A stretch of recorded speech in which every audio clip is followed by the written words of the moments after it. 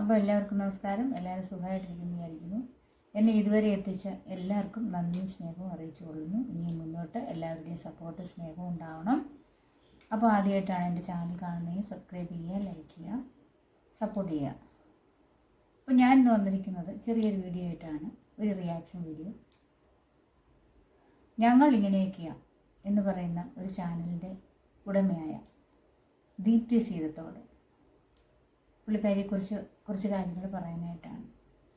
ഞാൻ നേരത്തെയൊക്കെ ഈ ചാനൽ തുടങ്ങുന്നതിന് മുമ്പ് മിക്കവാറും പുള്ളിക്കാരിയുടെ ഓരോ കണ്ടൻറ്റും കാണുമായിരുന്നു. എല്ലാ കണ്ടൻറ്റും എനിക്ക് ഭയങ്കര ഇഷ്ടമാണ്, അതുകൊണ്ട് തന്നെ എല്ലാ കണ്ടൻറ്റും ഞാൻ കാണുമായിരുന്നു. അപ്പോൾ ചാനൽ തുടങ്ങിക്കഴിഞ്ഞ് പുള്ളിയെക്കുറിച്ചൊരു കണ്ടൻറ്റിൽ ഞാൻ പറഞ്ഞിട്ടുമുണ്ട്, വിശദമായിട്ടൊന്നും പറഞ്ഞിട്ടില്ലെങ്കിൽ തന്നെ പറഞ്ഞിട്ടുമുണ്ട്. പുള്ളിക്കാരിയെക്കുറിച്ച് ഒട്ടുമുക്കാലും ആൾക്കാർക്കെല്ലാം അറിയാം. എന്താണെന്ന് വെച്ച് കഴിഞ്ഞാൽ നമ്മുടെ ആദിവാസികളുടെ കൺകണ്ട ദൈവമാണെന്ന് പറയും, ആദിവാസികളുടെ മാലാഖ കുഞ്ഞാണെന്ന് പറയാം. നല്ലൊരു അനിയത്തിക്കുട്ടിയായിട്ടും നല്ലൊരു മകളായിട്ടും നമുക്ക് ആ കുട്ടിയെ കാണാം. വഴിയെ പോകുന്ന പൂച്ചയോടും പട്ടിയോടും പൂക്കളോടും വർത്തമാനം പറയുന്ന, എപ്പോഴും സംസാരിക്കുന്ന കുസൃതിത്തരങ്ങളുള്ള ഒരു കുട്ടി. അതാണ് ദീപ്തി സീതത്തോട്. ടീച്ചറായിരുന്നു, മുൻപ് വിവാഹമൊക്കെ കഴിഞ്ഞിരുന്നു. അപ്പോൾ ഇപ്പോൾ പുള്ളിക്കാരി അത്യാവശ്യം കണ്ടൻറ്റും ചാനലും കൃഷിയും കാര്യങ്ങളും പട്ടിക്കുഞ്ഞുങ്ങളും തത്തമ്മക്കുഞ്ഞും ഒക്കെ ആയിട്ട് നല്ല സുഖമായിട്ട് സന്തോഷമായിട്ട് മുന്നോട്ട് പോവുകയാണ്. അപ്പോൾ പുള്ളിക്കാരിക്ക് കിട്ടുന്ന വരുമാനത്തിൻ്റെ നല്ലൊരു ശതമാനം ഏത് രീതിയിലാണോ, ഇനി കൃഷി ചെയ്തിട്ടാണോ അല്ലെന്നത് മുട്ട വെച്ചിട്ടാണോ, ഏത് രീതിയിലായാലും യൂട്യൂബ് ചാനലിൽ നിന്നാണോ, എങ്ങനെയായാലും പുള്ളിക്കാരി കിട്ടുന്ന ഒരു വരുമാനത്തിന് നല്ലൊരു തുക ആദിവാസികൾക്കായി വിനിയോഗിക്കുന്ന ഒരു കുട്ടിയാണ്. അതുപോലെ തന്നെ ആദിവാസികളുടെ ക്ഷേമത്തിനായി പ്രവർത്തിക്കുന്ന ഒരു സോഷ്യൽ വർക്കറാണെന്ന് തന്നെ നമുക്ക് പറയാം പുള്ളിക്കാരിയെക്കുറിച്ച്. ആ ചാനൽ കണ്ടാൽ മതി, നമുക്ക് ബോധ്യമാവും. എല്ലാം ഒറ്റ എപ്പിസോഡ് കണ്ടാൽ മതി, എല്ലാം നമുക്ക് ബോധ്യമാവും. അപ്പോൾ പുള്ളിക്ക് കിട്ടുന്ന വരുമാനത്തിൽ ഏറെ പങ്കും ഞാൻ പറഞ്ഞല്ലോ ആദിവാസികൾക്ക് വേണ്ടിയിട്ടാണ്. ഓണം വന്നാലും വിഷു വന്നാലും ക്രിസ്മസ് വന്നാലും അറിഞ്ഞ് എല്ലാ കാര്യങ്ങളും, ഒരു വീടിന് എന്താണ് ആവശ്യം, ഒരു സ്ത്രീക്ക് എന്താണ് ആവശ്യം, ഒരു പുരുഷന് എന്താണ് ആവശ്യം, അല്ലെന്നുണ്ടെങ്കിൽ ഒരു കുട്ടിക്ക് എന്താണ് ആവശ്യം, അല്ലെങ്കിൽ പ്രായമായ സ്ത്രീകൾക്ക് എന്താണ് ആവശ്യം, എല്ലാം കണ്ടറിഞ്ഞ് പുള്ളിക്ക് കൊക്കിലൊതുങ്ങാത്ത രീതിയിലുള്ള ചെയ്ത്താണ് സത്യം പറഞ്ഞാൽ പുള്ളിക്കാരി ഇതുവരെ ചെയ്തുകൊണ്ടിരിക്കുന്നത്. ഇടയ്ക്ക് കഴിഞ്ഞ ദിവസം കണ്ടു, അവർക്ക് സാമ്പത്തികമായിട്ട് ചെയ്യാൻ പൈസ ഇല്ലാത്തതുകൊണ്ട് ഒരു മാലയും മോതിരവും പണയം വെച്ചിട്ട് തന്നെയാണ് കൊണ്ടുപോകുന്നത്. നമ്മളൊരു വീഡിയോയിൽ കണ്ടിട്ടുമുണ്ട്. അത് നമ്മൾ ആ കണ്ടൻറ്റ് ചേർക്കാം ഇടയ്ക്ക്. അപ്പോൾ ഇങ്ങനെയാണ് ആദിവാസികൾക്കായിട്ട് എല്ലാം ചെയ്യുന്നത്. പഠന സംബന്ധമായിട്ടുള്ള കാര്യങ്ങൾക്കായാലും ആ കുടുംബങ്ങളിലെ മൊത്തം ചേർത്ത് നിർത്തി സ്നേഹിക്കുന്ന ഒരു കുട്ടിയാണ് ദീപ്തി സീതത്തോട്. അതായത് നമ്മുടെ ആദിവാസികളുടെ അതായത് സീതത്തോടിൻ്റെ മാലാഖ, ഞാൻ അങ്ങനെയാണ് വിശേഷിപ്പിച്ചിട്ടുള്ളത് നേരത്തെയും, സീതത്തോടിൻ്റെ മാലാഖ. അപ്പോൾ അങ്ങനെ ഈ കഴിഞ്ഞ ദിവസം കുട്ടിക്ക് ഭയങ്കര ഒരു വിഷമമുള്ളതായിട്ടൊരു കണ്ടൻറ്റ് കണ്ടായിരുന്നു. ആ വിഷമം എന്താണെന്ന് വെച്ചാൽ ചുരുക്കത്തിൽ പറയാം. ആദിവാസി കുടുംബങ്ങളിലെ ഒരു കുട്ടി, അത് ദീപ്തി വളരെയേറെ സ്നേഹിച്ച സാമാന്യം വളർച്ചയുള്ളൊരു കുട്ടി. വളർച്ച എന്ന് പറഞ്ഞാൽ കൊച്ചു കുട്ടിയല്ല, എന്നാൽ ഒരു പ്രായപൂർത്തിയാകാത്തൊരു കുട്ടിയാണ്. അപ്പോൾ ഇച്ചിരി മുതിർന്നൊരു കുട്ടി. ആ കുട്ടി ഒരുപാട് സ്നേഹിക്കുക, നല്ല കരുതലോടെയും വേണ്ട ഉപദേശങ്ങളൊക്കെ കൊടുത്തും പരിപാലിച്ചു പോകുന്ന കുട്ടി. കൂടെയല്ല താമസമെങ്കിലും ചെല്ലുമ്പോൾ നല്ല ഉപദേശങ്ങൾ കൊടുക്കും. അതുപോലെ ആദിവാസികളുടെ എല്ലാ കാര്യങ്ങളിലും വേണ്ടത്ര ശ്രദ്ധ എന്ന് പറഞ്ഞാൽ അന്നുള്ള വിവരങ്ങൾ ഈ ദീപ്തി അറിയുന്നുണ്ട്, അറിയിക്കാൻ ആൾക്കാരുണ്ടെന്ന് കണ്ടാണ്. അപ്പോൾ അങ്ങനെ ഇവർ വാഹനത്തിലാണ് കൊണ്ട് ഈ സാധനങ്ങളെല്ലാം കൊണ്ട് കൊടുക്കുന്നത്. അതിൻ്റെ വീഡിയോ ഒക്കെ എല്ലാവരും കണ്ടിട്ടുണ്ടാവും, എങ്കിലും കുറച്ച് ഭാഗം അതിൽ ചേർക്കാം.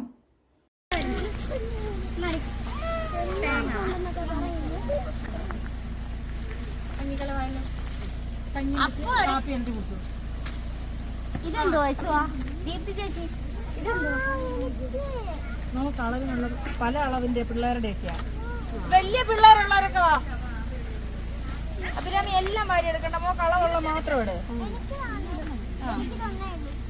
അത് സെറ്റാണ്. ഇതിനകത്തിരിക്കുന്ന ചുരിദാറുകൾ സെറ്റായിട്ട് മടക്കി വെച്ചേക്കുന്ന ഫുൾ സെറ്റ്. അതെ, ഇതിനകത്ത് പാന്റ് ഷോളും ടോപ്പും ഏതാണ്ടെല്ലാം ഉണ്ട്. അല്ല, പാന്റ് ഷോളും ടോപ്പും വലിച്ചിതാക്കണ്ട. അപ്പോൾ അങ്ങനെ കൂടെ സ്നേഹിച്ച് വളർത്തിയ ഒരു കുട്ടി, അതിൻ്റെ പേര് പറയുന്നില്ല, ആ കുട്ടി ഗർഭിണിയായി എന്നൊരു വാർത്ത ആരോ പറഞ്ഞു കേട്ട അറിവാണ്. 100% പുള്ളിക്ക് ഉറപ്പുമാണ്, പക്ഷേ തെളിവുകളില്ല. അങ്ങനെ ഇത് ശരിയാണോ എന്ന് അവരോട് നേരിട്ട് ചോദിക്കാൻ പോകാനും പറ്റില്ല. പോവുകയും വേണം, സാധനങ്ങൾ കൊണ്ട് കൊടുക്കുകയും വേണം. അങ്ങനെ ഒരു ദിവസം പുള്ളിക്കാരി പോയി. അപ്പോൾ ഈ ഒരു കാര്യം അറിഞ്ഞപ്പോൾ പുള്ളി മാനസികമായിട്ട് ആകെ തകർന്നു. കാരണം അതുപോലെ സ്നേഹിച്ച കുടുംബമാണ്. ഒരു കുട്ടിക്ക് അങ്ങനെ ഒരു സംഭവം, അതായത് പ്രായപൂർത്തിയാവാത്ത ഒരു കുട്ടിക്ക് എന്തെങ്കിലും അങ്ങനെ സംഭവിച്ചാൽ പോക്സോ കേസാണ്. എല്ലാവർക്കും അറിയാമല്ലോ, പ്രായപൂർത്തിയാകാത്ത കുട്ടിയെ പീഡിപ്പിച്ചു കഴിഞ്ഞാൽ പോക്സോ കേസാണ്. അപ്പോൾ സംഭവം ആരാണ് എന്താണെന്നൊന്നും വ്യക്തമല്ല. അപ്പോൾ ഇങ്ങനെ മാനസികമായിട്ടൊരു ബുദ്ധിമുട്ട് അനുഭവിച്ചുകൊണ്ടിരിക്കുക അവിടെ പോകണമല്ലോ. അങ്ങനെ കുട്ടി ഒരു ദിവസം വണ്ടിയിൽ സാധനമൊക്കെ ആയിട്ട് പോയി. അവിടെ ചെന്നിട്ട് ഈ കുട്ടിയെ കാണാൻ പറ്റിയില്ല. തിരിച്ചു പോന്നു കഴിഞ്ഞ് വീണ്ടും രണ്ടാമത്തെ വട്ടം എന്തും വരട്ടെ എന്ന് ഇതോടുകൂടി. അപ്പം ദീപ്തിക്ക് തന്നെ അറിയാം, ദീപ്തി ചിലപ്പോൾ എന്തെങ്കിലും വിടുവാ എന്തെങ്കിലും അവരോട് പറയുമോ, എന്തെങ്കിലും ചെയ്ത് കഴിഞ്ഞ് വലിയൊരു പ്രശ്നത്തിൽ കലാശിക്കും എന്നറിയാം. തെളിവുകളില്ല, അവരൊട്ട് കുട്ടിയെ കാണിക്കത്തില്ല. രണ്ടാമത്തെ പ്രാവശ്യം രണ്ടും കൽപ്പിച്ച് പുള്ളിക്കാരി പോയി. അതിൻ്റെ കുറച്ച് പാങ്ങൾ ഞാൻ കാണിക്കാമേ. ഇതാവും എനിക്ക് അറിഞ്ഞുകൂടാ. അപ്പം ഞാൻ പറഞ്ഞില്ല, ഞാനൊരു നമ്മൾ കൂടെ കൊണ്ട് നടക്കുന്ന, അല്ലെ നമ്മുടെ അത്രയേ ഒരു അടുത്ത ഒരാൾക്ക് ഒരു തെറ്റ് പറ്റി എന്നിട്ട് നമ്മളൊന്നും ചെയ്യാൻ പറ്റാണ്ട് നിസ്സഹായമായിട്ടിരിക്കുന്ന ഒരവസ്ഥയില്ലേ, ആ ഒരവസ്ഥയാണ്. ഒന്നാമത്തെ കാര്യം, കൊച്ച് ആളുടെ പേര് പറയുമോ എന്നുള്ളത് നമുക്ക് അറിഞ്ഞുകൂടാ. പറഞ്ഞു തന്നെ ഞാനിത് അറിയിച്ചു കഴിയുമ്പോൾ എന്നെ പിന്നെ അങ്ങോട്ടേക്കുള്ള എൻ്റെ എൻട്രി എവിടെ ആരാ തടയുന്നതെന്ന് എനിക്ക് പറയാൻ പറ്റത്തില്ല. ഈ വീഡിയോ വന്നു കഴിയുമ്പോൾ ഇതൊക്കെ ഏത് തരത്തിലേക്കാണ് ഇത് ചർച്ച ചെയ്യപ്പെടാൻ പോകുന്നത്. ചിലപ്പോൾ നമ്മുടെ വീഡിയോ അല്ലേ, ആരും മൈൻഡ് ചെയ്യില്ല, ഇതൊന്നും ആർക്കും താല്പര്യമില്ലാത്തതുകൊണ്ട് അതങ്ങ് വിട്ടുവിടും. എങ്ങനെയായാലും ഇത് ഞാൻ അറിയിക്കേണ്ടവരെ അറിയിക്കും. എങ്കിൽ മാത്രമേ ഇതിൻ്റെ താഴെയൊക്കെ വളർന്നു വരുന്ന ഒരുപാട് കുഞ്ഞുങ്ങളുണ്ട്. ആ കുഞ്ഞുങ്ങൾക്കൊക്കെ വേണ്ടി നമ്മൾ ഇതിനൊരു തീരുമാനം ഉണ്ടാക്കിയെടുക്കണം. അതായത് രണ്ടാമത്തെ പ്രാവശ്യം പോയപ്പോൾ തന്നെ പ്രഗ്നൻസി ടെസ്റ്റിനുള്ള സംഭവമൊക്കെ ആയിട്ടാണ് പുള്ളിക്കാരി പോയത്. പക്ഷെ അവിടെ ചെന്ന് ഈ കുട്ടി ഒരു തരത്തിൽ കാണാൻ പറ്റുന്നില്ല. നേരിട്ട് കാണാൻ കുട്ടി സമ്മതിക്കുന്നില്ല, കുട്ടി കൂട്ടാക്കുന്നില്ല, വിളിച്ചിട്ടൊന്നും വരുന്നില്ല. പിന്നെ അമ്മയോട് ചോദിച്ചപ്പോൾ തന്നെ അമ്മ തർക്കുത്തരം പറഞ്ഞു എന്നൊക്കെയാണ് പറയുന്നത്. അതുപോലെ തന്നെ എന്താണ്, പ്രായപൂർത്തിയാകാത്ത കുട്ടിയാണെന്ന് ദീപ്തിക്ക് അറിയാമെങ്കിലും കുട്ടിയുടെ അമ്മ പറയുന്നു പ്രായപൂർത്തിയായതാണെന്ന്. പക്ഷെ അതേ മുതലേ ഈ ദീപ്തിക്ക് അറിയാം ഈ കുട്ടിയെ, കാരണം ഓരോ ദിവസവും കാണുന്ന കുട്ടിയാണ്. അപ്പോൾ അതിൻ്റെ വളർച്ചയും അതിൻ്റെ പ്രായവും ഒക്കെ ഈ ദീപ്തിക്ക് അറിയാം. അമ്മ മനഃപൂർവ്വം കള്ളം പറഞ്ഞതാണ്. അപ്പോൾ അങ്ങനെ രണ്ടാമത്തെ ദിവസം പോയിട്ട് ആൾക്കാരെ വിട്ട് കുട്ടി വിളിച്ചാൽ വരുന്ന ആളുകളെ കൊണ്ടുപോലും വിളിപ്പിച്ചിട്ടും കുട്ടി വരാൻ കൂട്ടാക്കുന്നില്ല. അപ്പോൾ എന്തോ കള്ളത്തരമാണെന്ന്, സംഭവം സത്യമാണെന്നുള്ള ബോധ്യമാണ് പുള്ളിക്കാരി. നേരിട്ട് ചോദിക്കാനോ നേരിട്ട് അവരോട് ചോദിച്ചാൽ വലിയൊരു വിഷയമാകുമോ, അതായത് എന്നൊക്കെയുള്ള പുള്ളിക്ക് അതിൻ്റെ ഒരു ഭയമുണ്ട്, ഒരു ചിന്തയുണ്ട്. എങ്കിലും പുള്ളിക്കാരി ആ കുട്ടി കാണാൻ കൂട്ടാക്കാഞ്ഞുകൊണ്ട് ടെസ്റ്റിന് കൊണ്ടേ സാധനമൊക്കെ ഒരാളെ ആ കൂട്ടത്തിൽ തന്നെയുള്ള ഒരാളെ പറഞ്ഞ് മനസ്സിലാക്കി എല്ലാം കൊടുത്തു. എന്നിട്ട് തിരികെ പോന്നിട്ടുണ്ട്. അപ്പോൾ നേരിട്ട് ശരിക്കും പറഞ്ഞാൽ ദീപ്തിക്ക് തന്നെ അറിയാം ദീപ്തി പുറത്തുനിന്നുള്ള ഒരാളാണ്. കാര്യം എന്തെല്ലാം സഹായങ്ങൾ വർഷങ്ങളായിട്ട് ഇവർക്ക് ചെയ്തതാണെങ്കിൽ അവരുടെ കൂട്ടത്തിലുള്ള ഒരാളല്ല. ദീപ്തി വിചാരിച്ചിരിക്കുന്നത് ദീപ്തി ആ കൂട്ടത്തിലുള്ളതാണെന്നുള്ള മനസ്സോടെയാണ്. അവരുടെ കുടുംബത്തിലെ ഒരു അംഗത്തെ പോലെയാണ്, അതായത് ദീപ്തിയുടെ കുടുംബത്തിലെ ഒരു അംഗങ്ങളെ പോലെയാണ് ഈ ആദിവാസികൾക്കുള്ള വേണ്ട കാര്യങ്ങളെല്ലാം പറ്റുന്ന പോലെ എല്ലാം ചെയ്തു കൊടുക്കുന്നത്. പക്ഷെ ദീപ്തി ശരിക്കും പറഞ്ഞാൽ ആ കുടുംബത്തിലെ അല്ല, ശരിയല്ല, അവരുടെ ആ കുടുംബത്തിലെ അല്ലെന്നല്ല, അവരുടെ അവരുമായിട്ട് യാതൊരു ബന്ധവുമില്ല. പുറത്തെ ഒരാൾ മാത്രമാണ് ദീപ്തി, അല്ലേ? അതുകൊണ്ട് തന്നെ ദീപ്തിക്ക് ആധികാരികമായിട്ട് ഇതിനകത്ത് എന്നവരോട് ചോദ്യം ചെയ്യാനൊന്നും ഒക്കത്തില്ല. അപ്പം അതൊരു വഴക്കിലേക്ക് കലാശിക്കും. പിന്നെ ശത്രുതയാവും. ദീപ്തിക്ക് ജീവനെ തന്നെ ചിലപ്പം അപകടമായിന്ന് വരും. അതൊക്കെ ദീപ്തിക്ക് അറിയാം. പക്ഷെ പുള്ളിക്ക് ഇതിൻ്റെ സത്യാവസ്ഥ ഒന്നറിയണം. ഈ കുട്ടി എങ്ങനെയെങ്കിലും രക്ഷിക്കണം. ഇനിയുള്ള കാലം മറ്റുള്ള കുട്ടികൾക്ക്, അവിടെയുള്ള കുട്ടികൾക്കൊന്നും ഇനി വളർന്നു വരുന്ന ഒരു കുട്ടിക്ക് ഇങ്ങനെ ഒരു അനുഭവം ഉണ്ടാകാതിരിക്കാൻ വേണ്ടി എന്തെങ്കിലുമൊക്കെ ചെയ്യണമെന്നുണ്ട്. പക്ഷെ നേരിട്ടിട്ട് പുള്ളിക്ക് ഒന്നും ചെയ്യാനും പറ്റത്തില്ല. അതാണ് അവസ്ഥ. 2 എണ്ണം വാങ്ങിയിരിക്കുന്നു ഗൈസ്. ബാക്ക് ക്യാമറ വെച്ചാലേ ശരിയാവുള്ളൂ.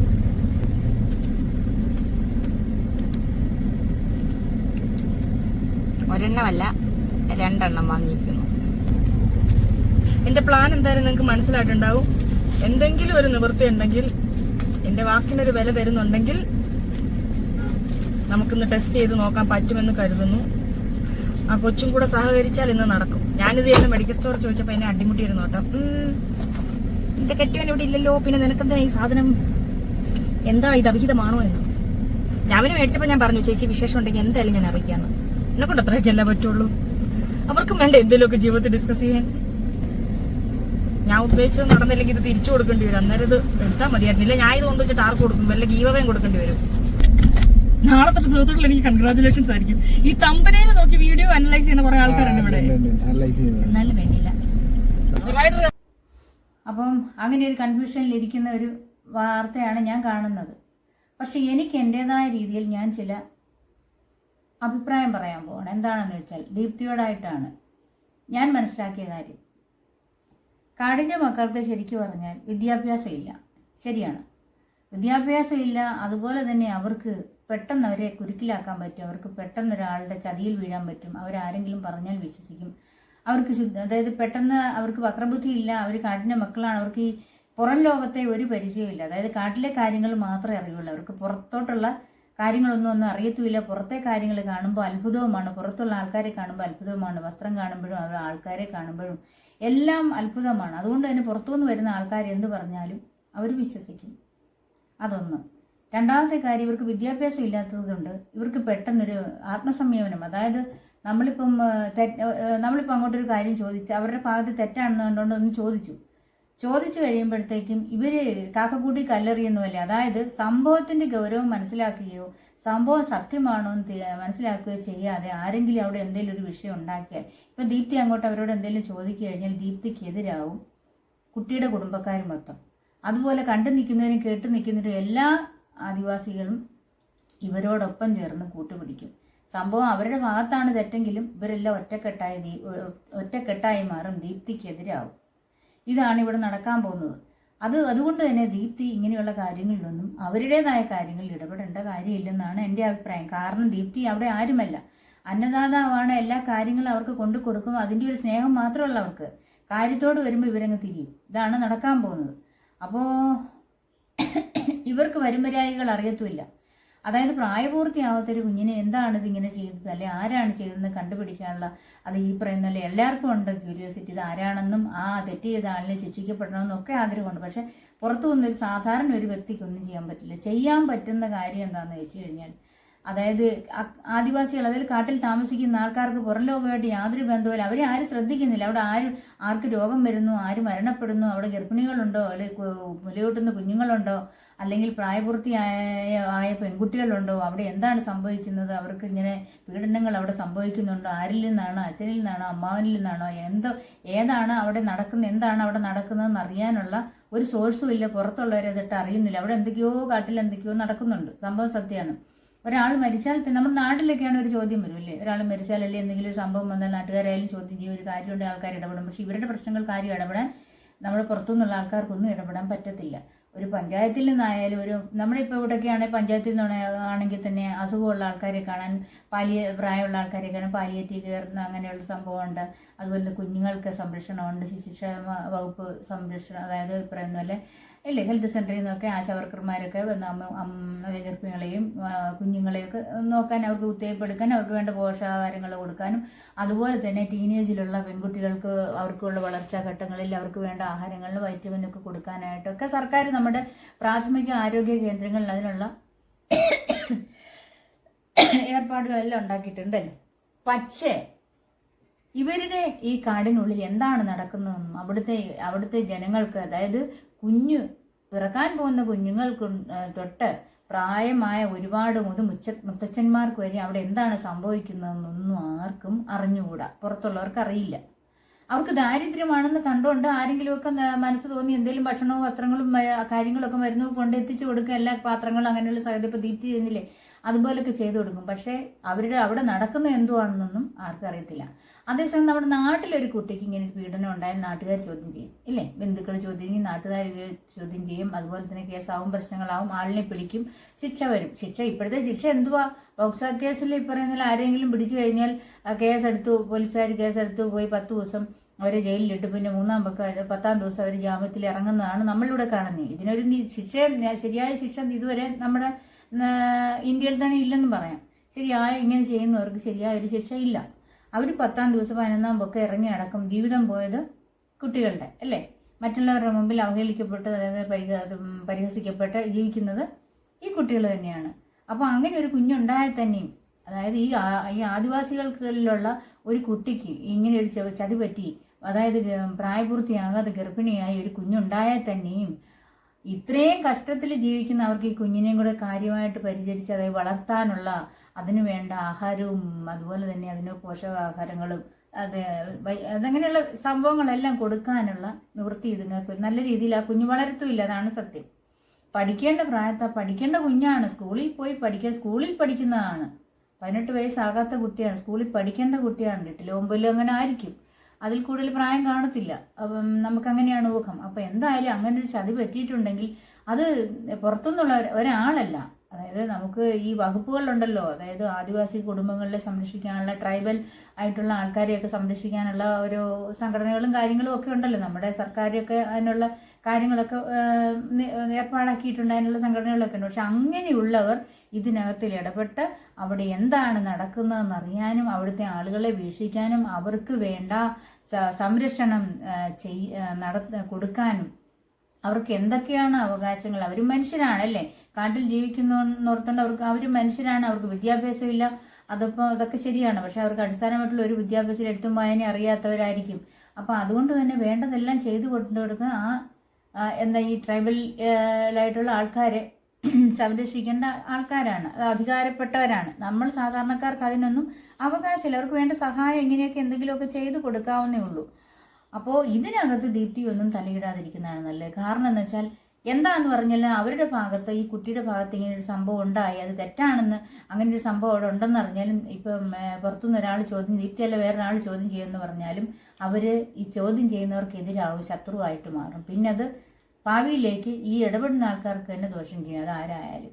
അപ്പോൾ അതിന് വേണ്ടപ്പെട്ട വകുപ്പ് ഇടപെട്ട് അവരുടെ കാര്യങ്ങൾ അന്വേഷിച്ച് എന്താണ് ഇനി മുന്നോട്ട് എന്താണ് ചെയ്യേണ്ടതെന്ന് ആലോചിച്ചിട്ട് ചെയ്യട്ടെ. അതുപോലെ തന്നെ ഇനി ഒരു കുട്ടിക്ക് ഇങ്ങനെ ഉണ്ടാകാൻ പാടില്ല.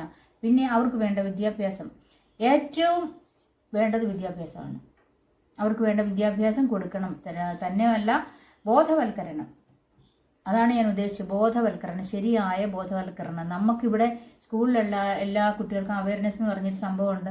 അപ്പോൾ അവർക്ക് ശരിയായിട്ടുള്ള ബോധവൽക്കരണം കൊടുക്കണം. കാരണം ഒരു പ്രായപൂർത്തിയാകാതെ ഒരു കുഞ്ഞിനെ പ്രസവിച്ചാൽ ആ കുഞ്ഞിനെ എങ്ങനെ വളർത്തും, ആ കുഞ്ഞിന് ആരോഗ്യം കാണുമോ, ആ കുഞ്ഞിനെ കുഞ്ഞാന്നുള്ള രീതിയിൽ നല്ല രീതിയിൽ വളർത്തിയെടുക്കാൻ പറ്റുമോ. രണ്ടാമത്തെ കാര്യം, ഒരു പെൺകുട്ടി ഒരു അടിസ്ഥാനമാകാതെ വിദ്യാഭ്യാസം പോലും ഇല്ല സ്കൂളിൽ പഠിക്കുന്ന സമയത്ത് ഒരു കുഞ്ഞമ്മയാകുന്നത് ഏറ്റവും വലിയ ചതിയാണ്. കാരണം എന്താണെന്ന് വെച്ചാൽ ആ കുട്ടിക്കൊരു ഭാവിയുള്ളതാണ്. ഭാവി എന്ന് ഉദ്ദേശിക്കുന്ന വിവാഹമല്ല, പഠിച്ച് ഒരു ജോലി സമ്പാദിച്ച് സ്വന്തമായിട്ട് ഒരു നിലനിൽപ്പാക്കിയെടുക്കാൻ, ഒരു ബേസ് ആക്കിയെടുക്കാൻ, ഒരു അടിസ്ഥാനം ആക്കി എടുത്തിട്ട് വേണം ആ കുട്ടിക്കൊരു ശരിക്കും പറഞ്ഞാൽ ഒരു കല്യാണം കഴിക്കേണ്ടത്. പോട്ടെ, വിദ്യാഭ്യാസം ഉണ്ടെങ്കിൽ നാളെ ഒരു കാലത്തായാലും കിട്ടും.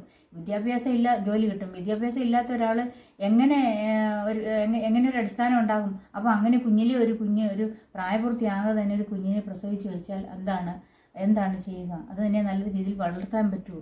അപ്പോൾ അങ്ങനെയുള്ള കാര്യങ്ങളൊക്കെ ശരിക്കും പറഞ്ഞാൽ ഇവർക്ക് വേണ്ട ബോധവൽക്കരണം ഇവരുടെ കുട്ടിക്കും കുട്ടിയുടെ അച്ഛനും അമ്മയ്ക്കും ഇനി വളർന്നു വരുന്ന തലമുറയ്ക്കെല്ലാം അവരുടേതായ ആ വർഗത്തിൻ്റെ, അതായത് ആദിവാസി കുടുംബത്തിലെ ഓരോ വ്യക്തിക്കും അറിവ് പകർന്ന് അവരെ മുന്നോട്ട് നല്ല ചിന്താഗതിയോടെ മുന്നോട്ട് വരാനും ഒക്കെ നമ്മൾ സഹായിക്കുകയാണ് ചെയ്യേണ്ടത്. പിന്നെ രണ്ടാമത്തെ കാര്യം, ഞാൻ എപ്പോഴും ചിന്തിക്കുന്ന ഒരു കാര്യമാണ്. ദീപ്തി ശരിയാണ്. നമുക്ക് ചിലർ പറയും, പണ്ട് സന്തോഷ് പണ്ഡിറ്റ് പറഞ്ഞു കേട്ടിട്ടുണ്ട്, സന്തോഷ് പണ്ഡിറ്റിന്റെ അറിയാൽ സന്തോഷ് പണ്ഡിറ്റിന്റെ അച്ഛൻ പറഞ്ഞിട്ടുണ്ട് 10,000 രൂപ കിട്ടിയാൽ അതിൽ പകുതി പൈസ മറ്റുള്ളവർക്ക് സഹായിക്കണമെന്ന്.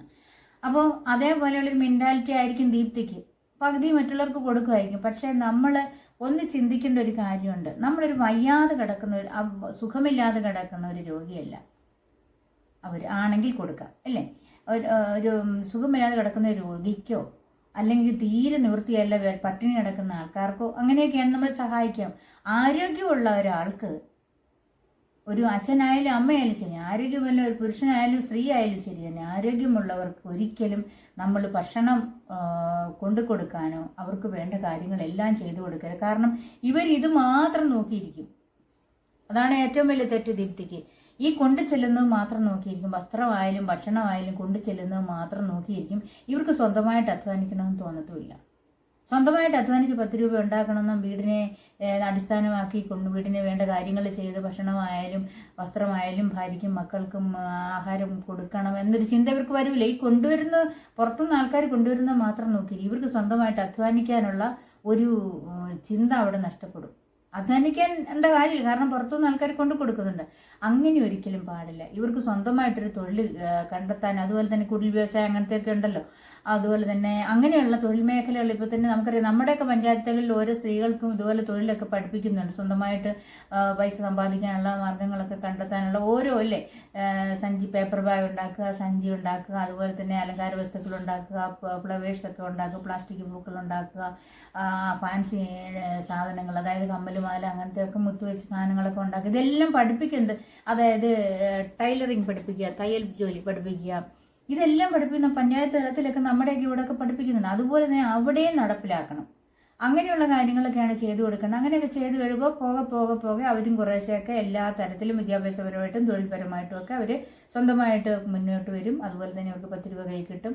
അത് അവർ അവരുടെ കുടുംബത്തെ രക്ഷപ്പെടുത്താൻ വേണ്ടി, അവരുടെ കുടുംബത്തിന് വേണ്ടി അവർ ചിലവാക്കാൻ, അവർക്ക് സ്വന്തമായിട്ട് അധ്വാനിക്കാനുള്ള മനസ്സ് അവിടെ ഉണ്ടാവുകയാണ്. അപ്പോൾ താങ്ങുള്ളിടത്തെ തളർച്ച ഉണ്ടാവുള്ളൂ എന്ന് പറയുന്ന പോലെ നമ്മളൊരാൾക്ക് എപ്പോഴും കൊടുത്തുകൊണ്ടിരുന്നാൽ ഒരു കാരണവശാലും അവർ മുന്നോട്ട് വരത്തില്ല. അവർ സ്വന്തമായിട്ട് അധ്വാനിച്ച് ചെയ്യാനുള്ള, സ്വന്തമായിട്ട് അധ്വാനിച്ച് സ്വന്തമായിട്ട് തൊഴിൽ കണ്ടെത്തി, അത് ആണായാലും പെണ്ണായാലും തൊഴിൽ കണ്ടെത്തി അവർ അധ്വാനിച്ച് 10 രൂപ ഉണ്ടാക്കി അവരുടെ ആവശ്യങ്ങൾക്ക് ചിലവഴിക്കാനുള്ളൊരു മാനസികാവസ്ഥ നമ്മൾ ഉണ്ടാക്കി കൊടുക്കുകയാണ് ഇവിടെ വേണ്ടത്. അപ്പോൾ അത് ദീപ്തിയുടെ ഭാഗത്തുനിന്ന് വരുന്ന തെറ്റാണ്. ഞാൻ കാണുന്നുണ്ട് ഉപ്പുതൊട്ട് കർപ്പൂരം വരെ, കഞ്ഞി വയ്ക്കുന്ന കാലം വരെ എല്ലാം വിറക് മാത്രമേ ഉള്ളൂ എന്ന് തോന്നുന്നു കൊണ്ട് കൊടുക്കാത്ത, ബാക്കിയെല്ലാം വിറകും വെള്ളവും ഉള്ളു കൊണ്ട് കൊടുക്കാത്ത, ബാക്കിയെല്ലാം ദീപ്തി കൊണ്ട് കൊടുക്കുന്നുണ്ട്. നമ്മൾ കാണുന്നതാണ്.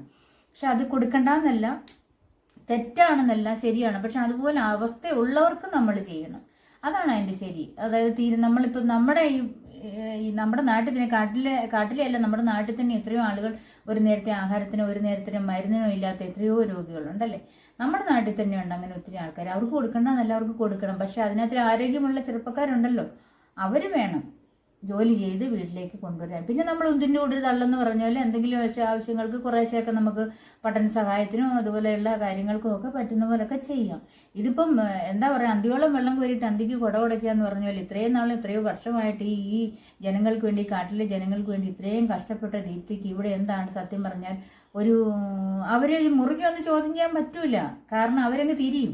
അതാണ് ദീപ്തി മനസ്സിലാക്കേണ്ടത്. അതുകൊണ്ട് ഇങ്ങനെയുള്ള കാര്യങ്ങൾ ഒരു കാരണവശാലും നേരിട്ട് അവരുമായിട്ട് ചോദ്യം ചെയ്യാനോ അവരെ അങ്ങനെയുള്ള കാര്യങ്ങളിൽ വിമർശിക്കാനോ ഒന്നിനും നിൽക്കണ്ട. എന്തെങ്കിലും സഹായിക്കാനുണ്ടെങ്കിൽ കൊടുക്കുക. ഇവരങ്ങ് തിരിയുന്നേ, നമ്മൾ ഒറ്റപ്പെടും. അതാണ് ദീപ്തിക്ക്. അത് പിന്നീട് മുന്നോട്ട് ദീപ്തിയുടെ ജീവിതത്തിൽ തന്നെ അത് ബാധിക്കും. അതുകൊണ്ട് അങ്ങനെയുള്ള കാര്യങ്ങളിലൊന്നും തലയിടണ്ട. ഉള്ള സ്നേഹം അതുപോലെ ഇരുന്ന് അവരുടെ കാര്യങ്ങൾ ചോദ്യം ചെയ്യാൻ നമുക്ക് വേണ്ടപ്പെട്ട അധികാരികളെ സ്വാധീനിച്ചാൽ മതി. വേണ്ടപ്പെട്ട അധികാരികളുണ്ടല്ലോ ഇപ്പോൾ തന്നെ നമ്മുടെ, ഇപ്പോൾ അത് ചീതത്തോടെ എനിക്ക് തോന്നുന്നു പഞ്ചായത്ത്, അവിടെ ആദിവാസി മേഖലയുള്ള പഞ്ചായത്തായിരിക്കും മിക്കവാറും. പഞ്ചായത്ത് തലത്തിലുള്ള, പഞ്ചായത്തിൽ അറിയിച്ചാൽ അവിടെ തന്നെ ഉണ്ടല്ലോ അവിടുത്തെ അധികാരികൾ വേണ്ട കാര്യങ്ങൾ ചെയ്ത് അവരുടെ കാര്യങ്ങളെല്ലാം ഏറ്റെടുക്കും. ഈ കുട്ടിയുടെ ഇപ്പോൾ ഗർഭിണിയായ കുട്ടിയാണെങ്കിൽ തന്നെ സത്യമാണെങ്കിൽ തന്നെ ആ കുട്ടിയുടെ കാര്യം ഏറ്റെടുത്ത് ആ കുട്ടിക്ക് വേണ്ട കാര്യങ്ങളെല്ലാം ചെയ്തു കൊടുക്കും. ഭാവിക്ക് മുന്നോട്ട് ഓരോ കാര്യങ്ങളും അവരുടെ ഈ അത്രയും കുടുംബങ്ങൾക്കും വേണ്ട കാര്യങ്ങളെല്ലാം ചെയ്തു കൊടുക്കും. അവർക്ക് നിയമപരമായി കിട്ടേണ്ട എല്ലാ അവകാശങ്ങളും നമ്മുടെ സർക്കാരിൽ നിന്ന് തന്നെ നേടിയെടുക്കാനുള്ള ഒരു സഹായം ദീപ്തി ചെയ്തു കൊടുക്കണം. അപ്പോൾ ഞാൻ ദീപ്തിയെ കാണാൻ ഒരു ദിവസം വരുന്നുണ്ട്. വീണ്ടും കാണാം. ബായ്.